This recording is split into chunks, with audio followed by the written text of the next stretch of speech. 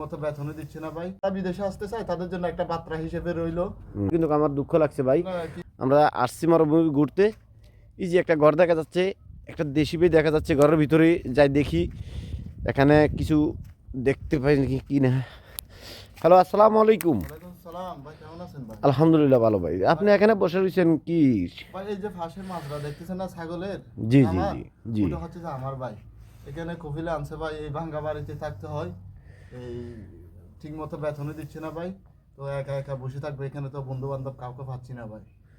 আচ্ছা আচ্ছা, আপনি কি এই জায়গায় থাকেন নাকি? হয় ভাই, এই জায়গায় থাকি। তুই এই খোলা জায়গার ভিতরে আপনি কিভাবে কি কি করবো ভাই, করতেছেন আমি চতুর্পাশে বুঝতেছি না। একটু আপনি ভিডিওতে দেখেন না ভাই, এখানে যে মনে করেন আর কোনো ঘর বাড়ি নেই। এই এখানে তুই থাকতে এই হবে। বিছনার ভিতরে আপনি থাকেন না? হ্যাঁ হ্যাঁ এই ভাই। জায়গার ভিতরেই তো, ওই এখানে একটা বহুত তারপাল কাঁচা দিয়ে, ইয়ে উপরে একটা তারপাল দিয়ে শুয়ে থাকি ভাই। ওই যে ওই তেরফলটা দেন মনে হয় না?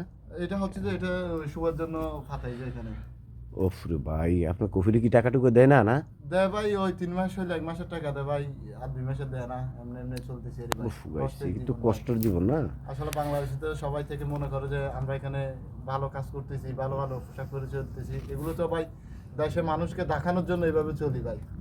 তো ভাই আপনি কি ভিডিওটা কি ফেসবুকে দিবেন ভাই? হ্যাঁ হ্যাঁ, ইনশাল্লাহ আপনার এটা আমরা ফেসবুকে দিতে দেবো। পারেন। এটা সকলের জন্য, যারা বিদেশে আসতে চায় তাদের জন্য একটা বার্তা হিসেবে রইলো। আমি এখানে কি হাল অবস্থাতে আছি, অবশ্যই দেখে তারা বুঝতে পারবে। হুম।